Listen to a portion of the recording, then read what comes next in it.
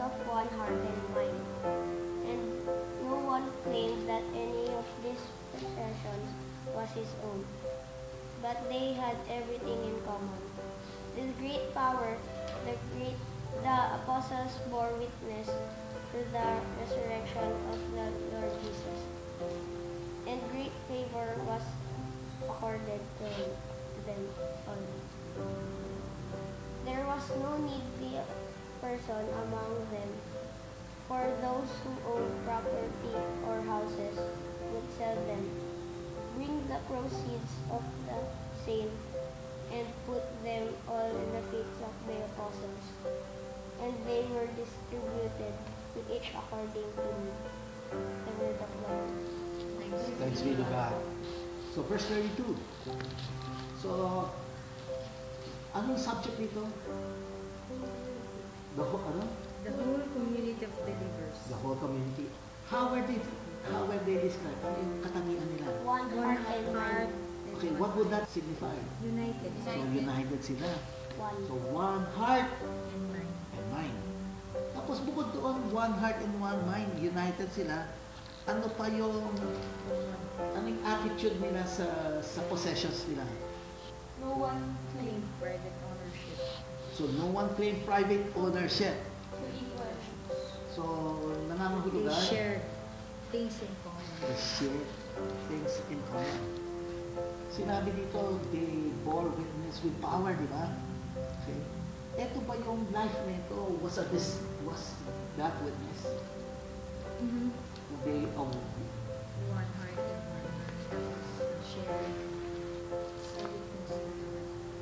So yung itong buhay nila, okay, hindi naman siguro sila dati ganyan, di ba? Pero ngayon, dati na yung binubuhay ng one heart, one mind.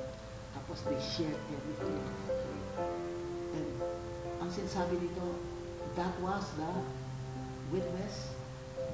To the resurrection. Yun yung witness of the resurrection. Okay? And because of that, ano pinagkalob sa kanila? They were living in an exceptional time of grace. Okay, exceptional time of grace. Now, was there anyone in need? No, nobody was in need. Bakit? For those who own land or houses sold them and brought the proceeds of the sale. With the feet of the apostles. And the feet of and the Tapos apostles naman, ano distribute naman naman ginagawa? nila according to each one's needs. So, walang nangangailangan. So this was a description of the life of the early community after the resurrection. Now, ano nakikita natin relationship ng gospel tsaka pursuing? The gospel, Jesus appeared twice. Nung unang wala si Thomas, nung pangalawa nandun si Thomas. And here, Jesus was in the midst of the community. They believe.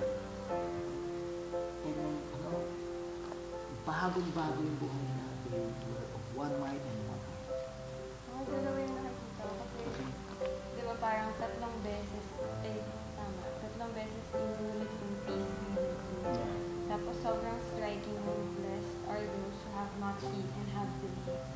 So dun sa first reading, sinabi ng community of believers. So parang dun pa lang, parang pinapertain na yung parang blessed are those who have not seen and have believed. Itong mga believers na to, parang pinapakita nga na they were at peace kasi parang walang nangangailangan sa kanila, pantay-pantay sila ng kalagayan. Tapos yun nga, parang blessed sila kasi naging witness. Kahit na hindi nila nakita si Jesus, naging witness sila. Tapos, yun, in a way, blessed sila katulad ng pag-bless ni Jesus kahit sa mga apostles. Sinagbigay na peace. So, dalawa yung sinasabi ni Cheska, yung peace be with you, okay?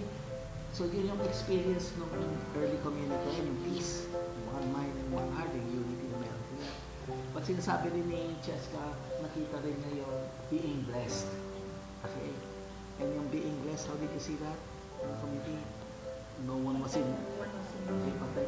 No one was in need. So they lived a time of Exceptional grace. exceptional grace. So they were really blessed. Okay, ganda. Anything more? Nasabi na lahat. Nasabi na lahat? Yep. So, yung resurrection created a great impact. Okay, yung paniniwala nila in the risen Lord created a great panibagong buhay altogether. Not only individual lives, but as a community as well. Okay? So, yun ang nakikita natin. So, let's move on.